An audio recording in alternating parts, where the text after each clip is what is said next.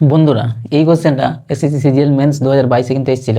তোমারও কিন্তু যে কোনো পরীক্ষাতে এরকম টাইপের কোশ্চেন আসতে পারে। এটা আমরা সূত্রের সাহায্যে তোমরা সবাই সলভ করতে পারো, কিন্তু আমরা কম সময়ে মুখে মুখে, আমাদের যেহেতু পরীক্ষাতে সময় থাকে না, টাইম থাকে না, তাহলে খুব কম সময়ে মুখে মুখে কীভাবে আমরা কোশ্চেনটা সলভ করবো সেটা দেখি।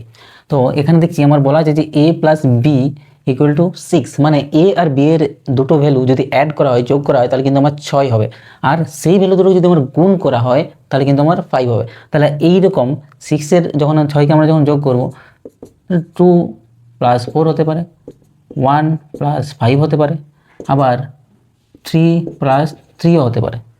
তো আমরা দেখতে পাচ্ছি দুটোতে, এইগুলোতে গুণ করলে কিন্তু কখনোই আমার 5 আসছে না, কিন্তু এইটাতে গুণ করলে আমার কিন্তু 5 আসছে। তার মানে এ আর বি এর ভ্যালু কিন্তু আমার 1 আর 5 হবে। ঠিক আছে, তাহলে আমরা যদি এই ভ্যালুটা বসিয়ে দিই এখানে, a³ + b³ = তাহলে a³ + b³ ডাইরেক্ট আমরা মান বসিয়ে দিচ্ছি, কোনো সূত্র করছি না। তাহলে a³ মানে হচ্ছে, যদি আমরা 1ই ধরি, 1 + b³ মানে হচ্ছে 5, 5-এর কিউব মানে হচ্ছে 125, তাহলে 1 + 125 মানে হচ্ছে 126।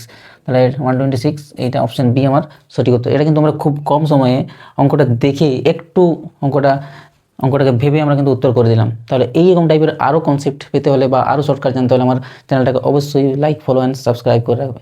ঠিক আছে, থ্যাংক ইউ।